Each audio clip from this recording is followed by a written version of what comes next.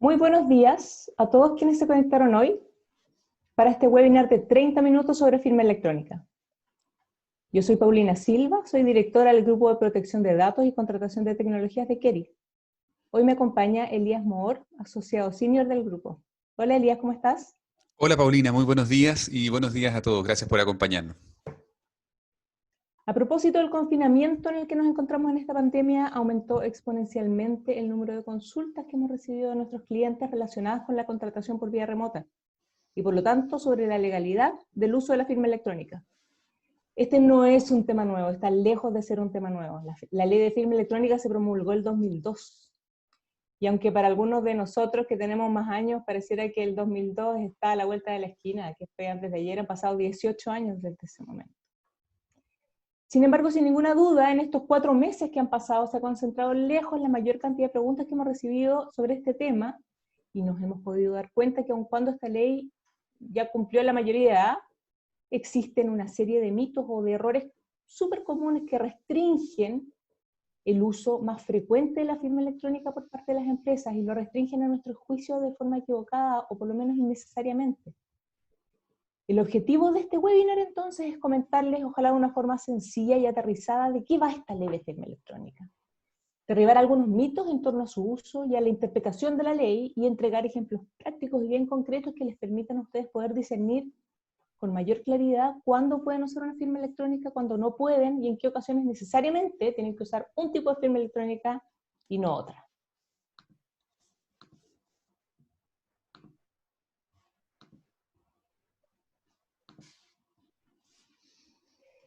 Queremos que este webinar se tome solamente, ojalá que no más de 30 minutos de sus mañanas. Y para eso vamos a entregar información de la forma más pragmática posible, pero también por ese mismo motivo no vamos a abrir el panel al final para preguntas. Sin embargo, vamos a estar felices de contestar por email cualquier duda que tengan, comentar sus comentarios y para ello vamos a dejar nuestros correos al final de la presentación.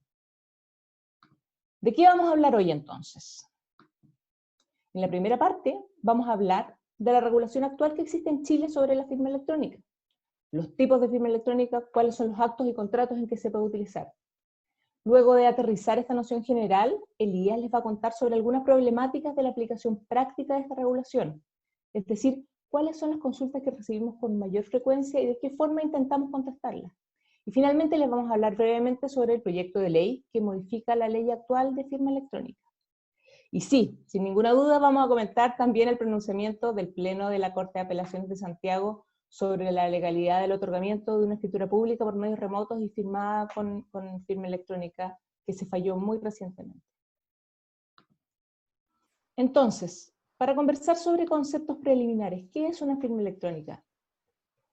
Si bien es cierto que la ley entrega una definición, es verdad, pero antes de eso quiero comentarles en términos un poco más abstractos. Una firma electrónica alude a cualquier forma de reemplazar una firma escrita por un proceso electrónico. Esto puede tomar muchas formas, puede tomar una gran variedad de formas. Enviar un mail con tu nombre, por ejemplo, enviar un SMS, comunicar tu consentimiento de cualquier manera electrónica que de alguna forma te identifique como parte de este proceso de firmado. Esta es nuestra legislación en la firma electrónica simple, un proceso electrónico que te permite identificar al menos formalmente, dice la ley, al autor, es decir, entregar un principio de autenticación. ¿Por qué es importante entender esto de la autenticación? La autenticación se refiere a la calidad de auténtica de una firma. Dar fe con mayor o menor grado de seguridad que quien firma en realidad es efectivamente quien dice ser, o sea que no hay una suplantación de la persona. Un elemento adicional de este proceso de firmado electrónico tiene que ver no solo con autenticar al firmante, sino con vincular a la firma con un contenido específico, que es el que se acepta a través de la firma, y garantizar la integridad de lo firmado, es decir, que el documento firmado digitalmente no haya sido adulterado. La firma electrónica avanzada, de la que también les voy a hablar un poco más adelante, comparte varios de estos elementos técnicos más complejos. La diferencia entre estos elementos es relevante para entender la relevancia práctica en el uso de una firma electrónica simple y una firma electrónica avanzada. Entonces, recapitulando, una firma electrónica, de la misma forma que una firma manuscrita u hológrafa, que se llama también, una firma electrónica, es utilizada como una herramienta para manifestar la voluntad Los objetivos que una firma electrónica puede cumplir en mayor o menor medida son para autenticar, para vincular lo firmado con la aceptación o para asegurar la integridad de lo firmado. ¿Cómo se regula en nuestra legislación la firma electrónica? La firma electrónica está regulada en su ley base, que es la ley 19.799, que tiene este largo nombre de sobre documentos electrónicos, firma electrónica y servicios de certificación de dicha firma. Y también está regulada en el reglamento de esta ley. El principio rector de esta ley es el de equivalencia entre documentos electrónicos y de papel, entre equivalencia del soporte. ¿Qué significa este principio de equivalencia del soporte? Que los actos y contratos suscritos por medio de una firma electrónica son, uno, válidos de la misma manera, y dos, producen los mismos efectos legales que los celebrados por escrito y en soporte de papel. Es decir, los soportes son equivalentes, tanto el electrónico como el soporte de papel, son equivalentes en cuanto a su validez y en cuanto a sus efectos jurídicos. La ley señala entonces que los actos suscritos por firma electrónica se van a reputar como escritos, y la firma se mirará como una firma manuscrita, cualquiera sea su naturaleza, dice la ley. La ley distingue entonces entre dos tipos de firma electrónica: la firma electrónica simple y la firma electrónica avanzada, que es conocida por su tristemente célebre acrónimo de la FEA. Hablando de la firma electrónica simple, ¿de qué se tratan estas firmas? ¿Cuál es la diferencia entre ellas? Yo les comentaba que la ley, al definir firma electrónica, en realidad lo que hace es definir firma electrónica simple, porque señala que una firma electrónica es cualquier clase de sonido, símbolo o proceso electrónico. Por lo tanto, necesito que estemos hablando de un proceso electrónico, desde luego, para hablar de firma electrónica, que permita al receptor de un documento electrónico identificar al menos formalmente a su autor. Por lo tanto, una firma electrónica simple puede ser, por ejemplo, el nombre de una persona al final de su correo electrónico. Incluso el solo acto de enviar el correo desde su casilla personal. La imagen escaneada de una firma manuscrita, incorporada al final de un documento electrónico, cuando tú firmas un documento en papel y lo conviertes en PDF, conviertes esa firma en una firma electrónica para estos efectos, para los efectos de concebir qué se entiende por firma electrónica simple. Un medio biométrico como una huella digital, y un procedimiento tremendamente usado en el tráfico jurídico online, que es el marcar una casilla de verificación, un checkbox en un formulario electrónico o en una página. Todos esos actos, en tanto involucren por un lado un proceso electrónico y por el otro lado permitan al receptor de aquella firma poder identificar al menos formalmente al autor, pasa el test de la risa y es una firma electrónica simple. Entonces, en virtud del principio de equivalencia del soporte, un contrato firmado por cualquier mecanismo de firma electrónica simple tendrá el mismo valor jurídico que un contrato suscrito con firma manuscrita. Al final, la firma electrónica simple es la regla general en nuestra legislación. Dado que el legislador tolera la existencia de las firmas electrónicas y por regla general, salvo que establezca lo contrario, acepta la existencia, la validez y los efectos de una firma electrónica simple, es esa la regla general con la que tenemos, esa es la cancha donde podemos jugar. ¿Qué pasa con la firma electrónica avanzada? La firma electrónica avanzada tiene esta larga definición otorgada por el legislador, pero que tiene dos elementos bien relevantes. Una es que es certificada por un prestador acreditado. Por lo tanto, quien emite esa firma, o quien en realidad certifica esta firma y respalda la tecnología que hay atrás, tiene que ser un prestador acreditado por el Ministerio de Economía. Además de este elemento de origen, tiene que tener la firma electrónica avanzada ciertos elementos técnicos que son los que están en esta presentación en letras grises. Es decir, que ha sido creada usando los medios que el titular tiene bajo su exclusivo control, eso es un elemento técnico, que vincule y que cumple con una serie de objetivos, que se vincule únicamente al mismo, al titular y a los datos a los que se refiere, que permita la detección posterior de cualquier modificación, verificando la identidad del titular, y además que impida que se desconozca la integridad del documento y su autoría. Estos objetivos se traducen en requisitos técnicos. Los prestadores acreditados hoy día son los que estamos señalando ahí en la lámina. Son 8 en este momento, muy probablemente van a seguir aumentando. Ahora, Claro, la Subsecretaría de Economía y Empresas de Menor Tamaño, a través de la entidad acreditadora, es la encargada de acreditar a estos prestadores de servicios de certificación de firma electrónica avanzada y además de llevar un registro actualizado de estos prestadores. En este sentido, es muy importante que si cualquiera de ustedes necesita contratar un servicio de firma electrónica avanzada para su uso personal o para su empresa, necesariamente tiene que verificar que el proveedor se encuentre en este registro del Ministerio de Economía. Ahora, la existencia de esta firma electrónica avanzada que tiene una serie de requisitos técnicos mucho más específicos y que por lo tanto da fe tanto del protocolo de autenticación como de haber sido generada por esta entidad acreditada, no significa, por definición, que sea necesariamente menos segura que una firma electrónica simple. ¿Por qué?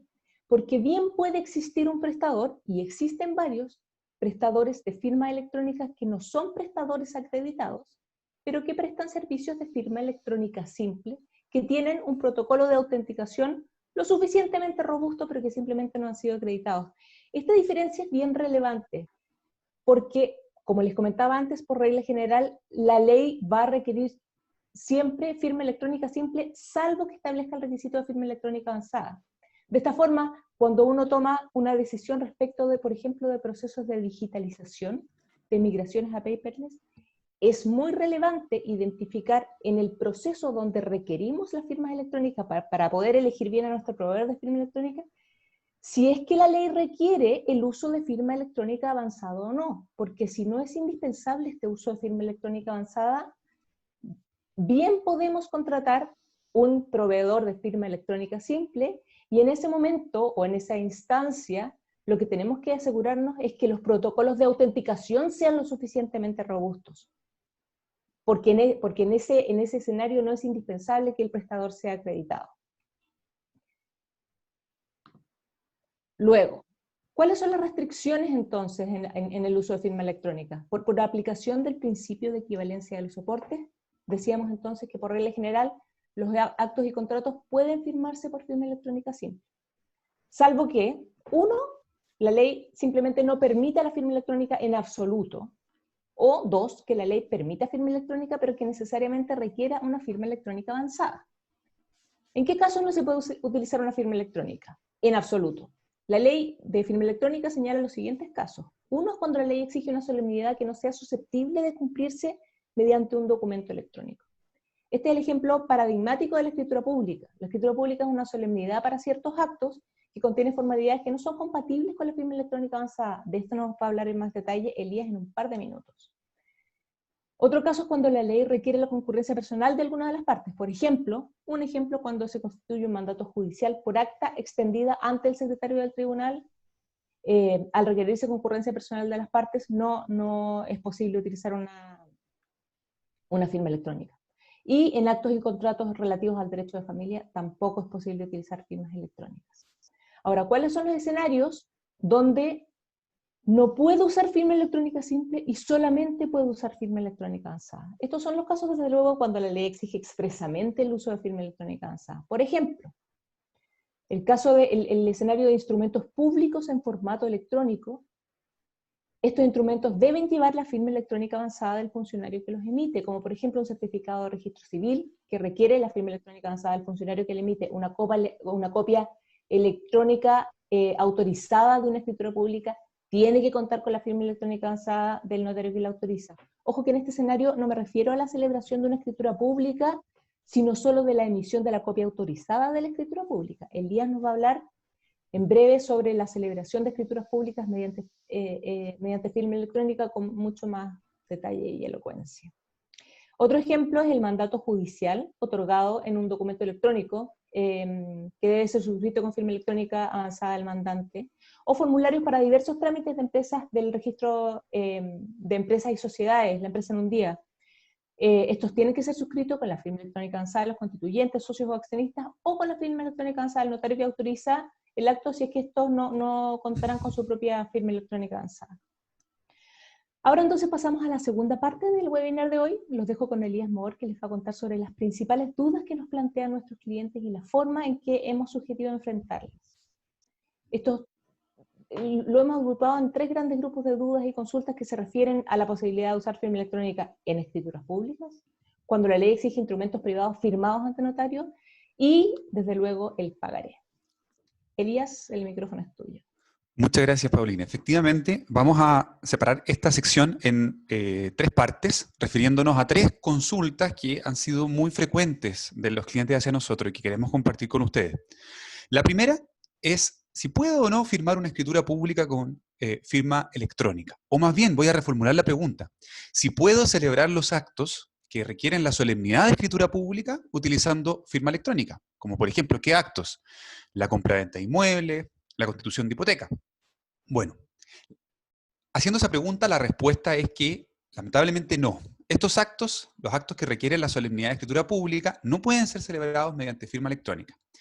Si ustedes recuerdan, hace unos segundos, Paulina les contaba que una de las restricciones que establece la ley de firma electrónica es que no pueden celebrarse mediante esta firma los actos que requieren una solemnidad no susceptible de cumplirse mediante documento electrónico. Y ustedes me van a preguntar, bueno, ¿cuál es el caso de la escritura pública? Bueno, la escritura pública es una solemnidad que no sería susceptible por 2 razones. La primera es porque si uno estudia la regulación de la escritura pública, cómo se debe otorgar, la que está contenida en el COT, se va a dar cuenta que el artículo 405 habla de que esta debe ser otorgada ante el notario. Por lo tanto, de ahí se interpreta que se exige la concurrencia personal de las partes para el otorgamiento de este acto ante el funcionario respectivo, que es el notario. Si ustedes recuerdan, esa era una de las 3 causales que les mencionaba Paulina.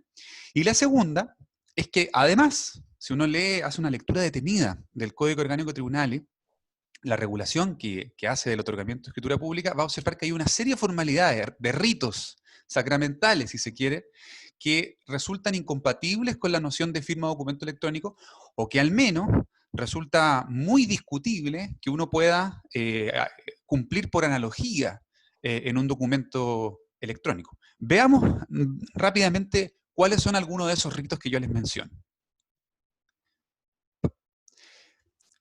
Por ejemplo, el artículo 403 del COT dice que la escritura tiene que ser incorporada en el protocolo o registro público del notario. De ahí se ha interpretado que la escritura en realidad es la matriz, es el original, y que ese original debe ser único e incorporado en este registro. Si nosotros admitiéramos que uno puede cumplir por analogía estas normas y que uno puede celebrar la escritura 100% en forma digital, de manera 100% virtual, no habría propiamente tal un original. Cada persona que tenga una copia del PDF tendría la matriz. Y por lo tanto nos parece que aquí hay por lo menos un choque interpretativo o que dificulta la aplicación analógica de este artículo en un entorno digital. Otra norma es el artículo 404, que dice que el notario tiene que inutilizar con su firma y sello el reverso no escrito de las hojas. Es un pequeño detalle pero la norma habla de hojas y no de páginas. Y por lo tanto pareciera que está asociado con un requisito de materialidad. El artículo 406, por ejemplo, también habla de la rúbrica y sella. Tiene que estar rubricada y sellada en todas sus fojas. Nuevamente nos encontramos con este requerimiento de materialidad. Y aquí me voy a ir con las últimas 3 normas que me parece que son más decidoras o más importantes. El artículo 407 dice que las partes tienen que tener la posibilidad de pedirle al notario que lea en voz alta la escritura. ¿Sí? Esto es muy relevante si es que alguna de las partes no sabe leer, por ejemplo. El 409 dice que además las partes o el notario tienen que tener la oportunidad de exigirle al resto de los celebrantes que impriman su huella digital en el documento. Cuesta imaginar cómo podría cumplirse esto en un entorno digital si uno admitiera, cómo se podría cumplir este requisito si uno admitiera la celebración remota de una escritura. Uno podría decir, bueno, la idea es que cada uno tenga en su casa un huellero digital, pero la verdad que aún así hacer aplicación analógica representa algunos conflictos, porque es quizás estirar demasiado el tenor de la ley. Y finalmente, el artículo 426 del COT habla de que las firmas de los celebrantes tienen que estar realizadas con tinta fija o pasta indeleble. Y nuevamente pareciera que la regulación legal nos lleva o nos va conduciendo a una firma de carácter manuscrito, que sería o que chocaría con la noción de documento electrónico. queremos referirnos a dos normas que nosotros hemos observado que generan mucha confusión sobre este punto y que nos han preguntado mucho nuestros clientes. Una es el artículo 4 de la Ley de Firma Electrónica. ¿Qué dice esta norma? Dice que los documentos electrónicos que tengan la calidad de instrumento público deberán suscribirse mediante firma electrónica avanzada. La pregunta o la confusión que siempre se levanta y nos preguntan, nos dice, bueno, ¿significa entonces esto que si dos contratantes firman un instrumento privado con firma electrónica, se convierte en instrumento público? Y la respuesta a esa pregunta es que no.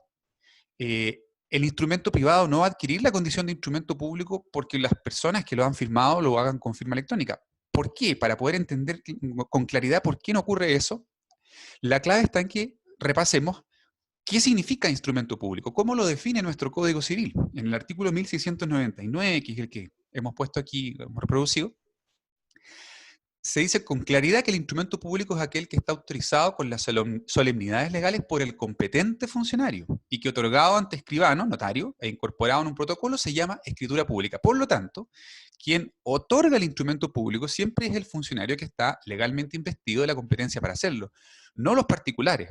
Por lo tanto, por mucho que los particulares utilicen su firma electrónica, no va a tener esta la calidad de firma electrónica, de instrumento público.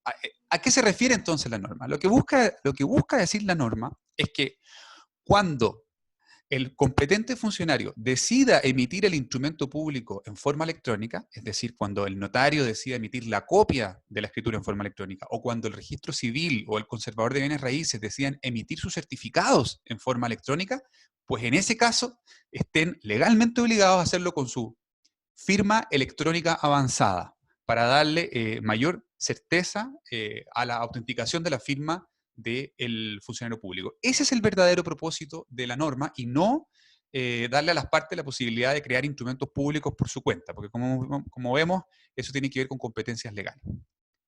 La segunda norma que genera confusión, si podemos pasar a la siguiente diapositiva, es el artículo 5º número 2 de la ley. ¿Qué dice esta norma? Reconoce que los instrumentos privados suscritos con firma electrónica avanzada tienen el mismo valor probatorio que los instrumentos públicos. Aquí, ¿cuál es la confusión que nos presenta nuestro cliente? ¿Significa eso entonces que ambos instrumentos son equivalentes en cuanto a su valor legal? Y nuevamente, la respuesta es no. ¿Por qué? La clave está en entender que el valor probatorio en un juicio no es lo mismo que el valor jurídico absoluto de un documento. Ejemplifiquemos. Imaginemos que yo quisiera vender un inmueble por un instrumento privado y lo suscribo con mi firma electrónica avanzada. Y el comprador hace lo mismo. En ese instrumento hacemos un montón de declaraciones de hecho. Nos referimos a temas distintos, deuda, un montón de declaraciones de hecho. Y luego yo desconozco esos hechos. Mi contraparte, desde luego, va a poder usar ese instrumento en un juicio para hacerme valer los hechos que yo declaré ahí, y esos hechos que yo declaré ahí van a tener la fuerza probatoria, la misma fuerza probatoria que si yo los hubiera declarado en una escritura pública, porque es el propósito del artículo 5º.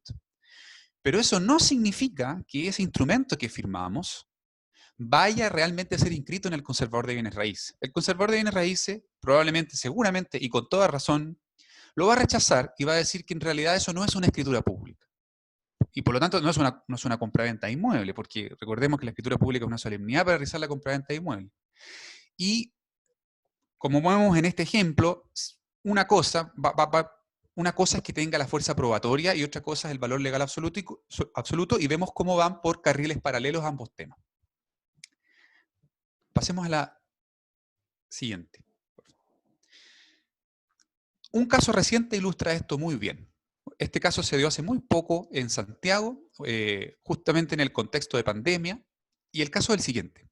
El 11º Juzgado Civil de Santiago tomó la decisión de otorgar una escritura pública de adjudicación en remate, utilizando la firma electrónica avanzada. Dado el contexto de pandemia, el juez estimó que lo más conveniente era firmar el documento con su firma electrónica y enviarlo en ese formato a la notaría. Pero cuando el interesado fue a inscribir esa escritura pública, el conservador de Santiago la rechazó y dijo, yo acá estoy reproduciendo una cita del informe que dio el conservador en su minuto, dijo que no se trataba de una escritura pública como instrumento público, que por el tenor y expresiones empleadas en su redacción, aparenta ser una escritura pública, pero no lo es. ¿Y por qué? Bueno, argumentando principalmente en base a las normas del Código Orgánico de Tribunales que hace un ratito estuvimos comentando, todas estas ritos sacramentales que tiene el otorgamiento de una escritura pública que no se habrían cumplido porque el juez no compareció ante el notario, no se dieron los requisitos de lectura en voz alta, huella digital, etc. ¿Qué ocurrió con este caso? Pasemos a la siguiente, por favor.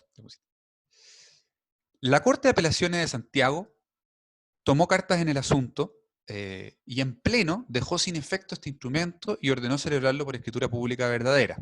Y mostrando bastante preocupación por lo que estaba ocurriendo, decidió oficiar a todos los juzgados de Santiago para que informen cómo están celebrando su escritura de adjudicación y evitar que cometan el mismo error. ¿Ya? Este caso también fue interesante porque la Asociación de Notarios se hizo parte ante la Corte, presentó un informe en derecho preparado por el expresidente de la Corte Suprema, Urbano Marín, argumentando en esta misma línea, y bueno, despertó esta respuesta que le estamos comentando, que básicamente la Corte de Apelaciones resolvió en pleno y ofició a todos los juzgados para tomar carta en el asunto y evitar que esto se siga repitiendo, digamos. Así que ese sería el caso de la escritura pública. Tenemos un primer problema identificado. No se puede usar la firma electrónica para el otorgamiento de escrituras públicas. ¿Cuál es el segundo caso que queremos comentar? El segundo caso es preguntarnos si es que pueden o no ser celebrados con firma electrónica aquellos actos que deben ser otorgados por instrumento privado o suscrito ante notario. ¿Qué actos son estos? Por ejemplo, por nombrar algunos. La cesión de derecho de autor requiere ser otorgada por instrumento privado ante notario.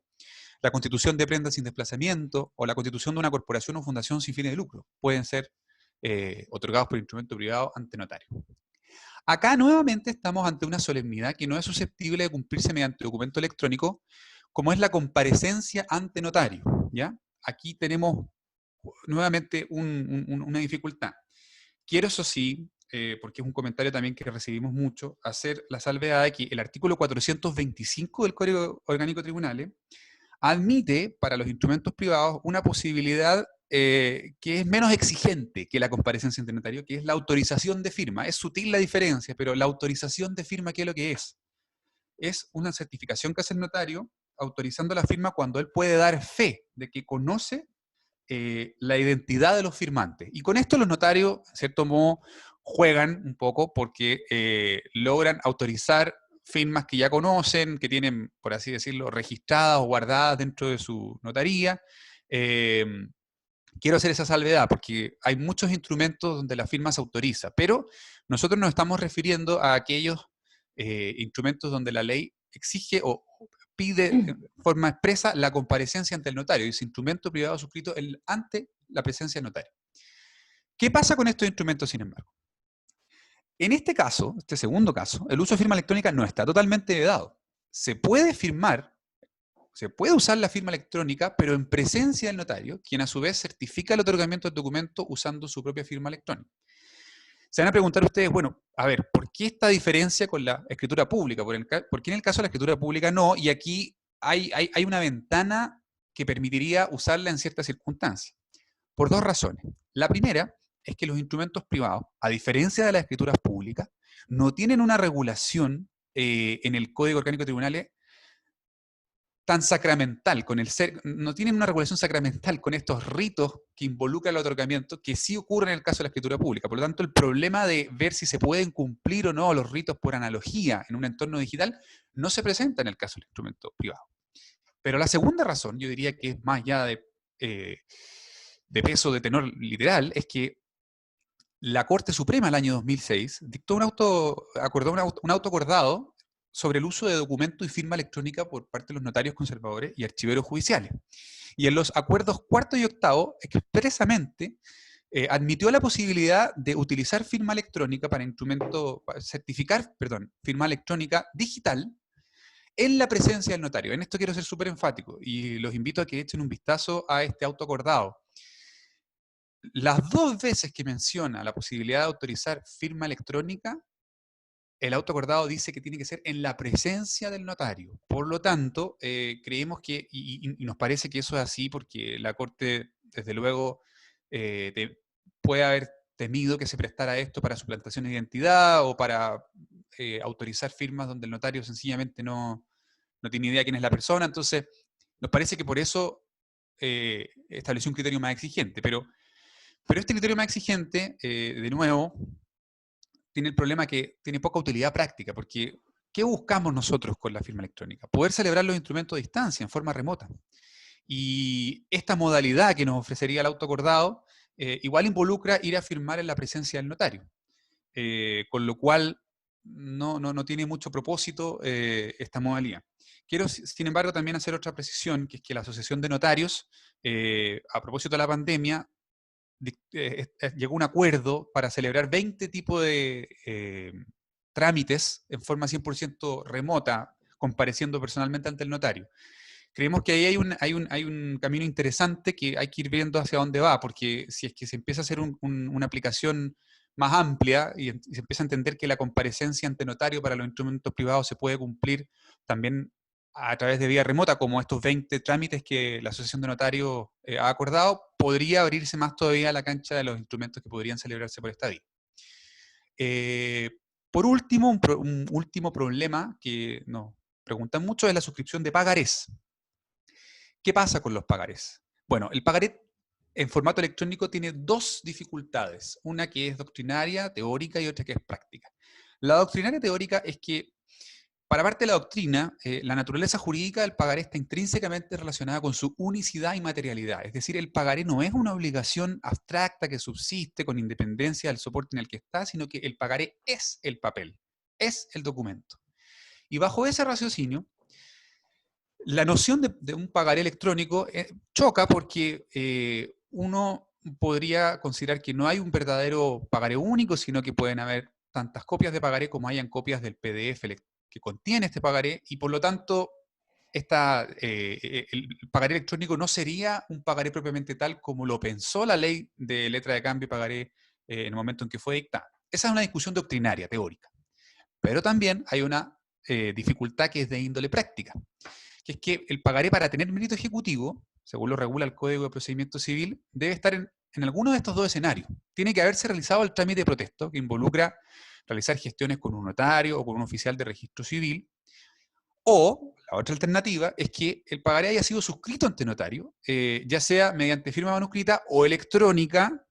Aquí quiero hacer la precisión, haciendo las dos salvedades.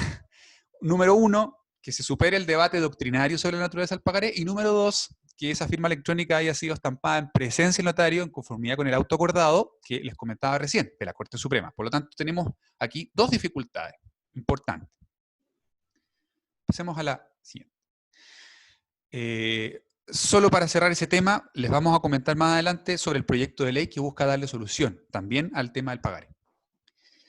¿Qué ejemplos de actos y contratos tenemos que pueden ser celebrados por firma electrónica? Bueno, en principio todos, como explicaba Paulina, la regla general es que todos los actos pueden ser celebrados por firma electrónica si no están en alguno de esos casos que ella les comentó, que la firma electrónica tenga que ser necesariamente avanzada o que no se permita la firma electrónica, que son en esas tres reglas que ya mencionaba.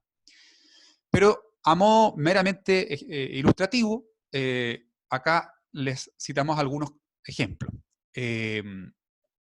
Por ejemplo, mandato simple. El mandato podría ser celebrado sin problemas con firma electrónica. Eso sí, importante, y esto quiero destacarlo mucho. En nuestro país existe una discusión histórica, tanto en la doctrina como en la jurisprudencia, respecto a la solemnidad del mandato. ¿Qué dice esta discusión? Que si es que el encargo es solemne, la pregunta es si es que el mandato para ese encargo también debiera ser solemne.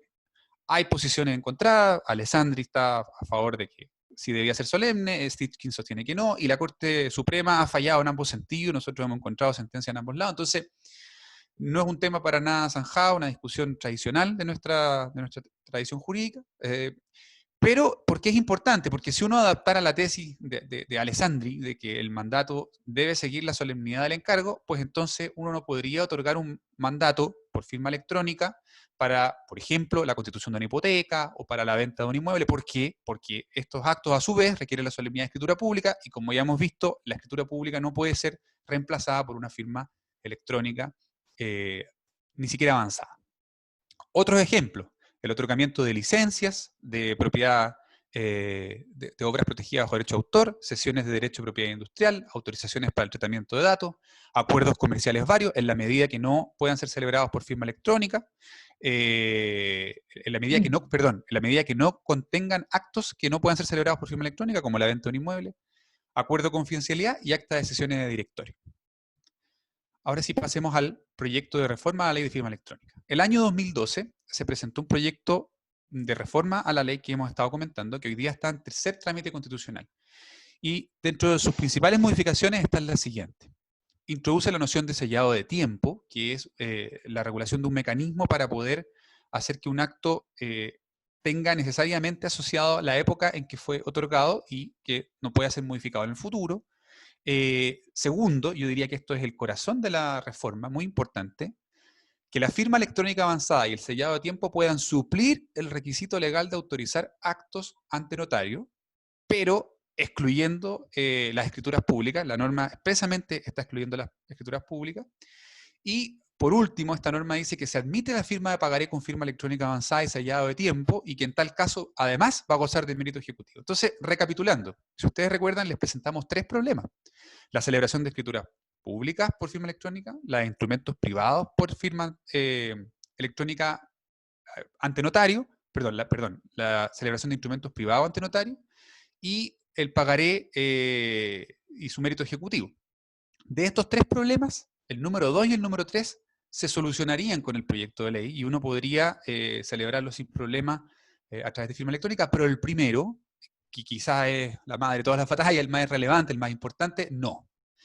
Y con respecto a eso, nosotros queremos comentar una propuesta. ¿Cómo podríamos incluir las escrituras públicas? Nos parece que es lógico, es natural que las escrituras públicas tengan un estándar de autenticación mucho más grande, porque son actos que revisten tal solemnidad que sería muy imprudente o sería temerario permitir que uno pueda celebrarlos a distancia, con todas las facilidades que conlleva la suplantación de identidad utilizando firma electrónica. Eso es de toda lógica. Sin embargo, creemos que no es excluyente el avance tecnológico y el involucramiento de los notarios en el otorgamiento remoto de esta escritura con estos anhelos de mayor seguridad y mayor verificación de identidad.